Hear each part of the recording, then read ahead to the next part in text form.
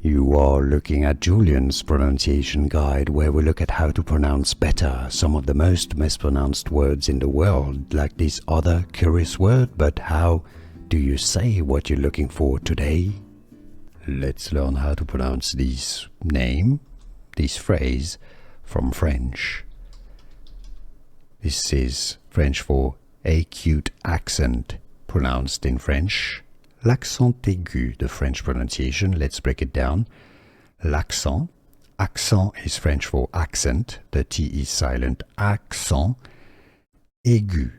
Aigu. Now you make a liaison, meaning that the T becomes pronounced because it's in front of another word that follows that starts with a vowel, right? So it becomes pronounced l'accent aigu, all right? So you don't say l'accent normally, unless you have a vowel that follows. L'accent aigu or accent aigu.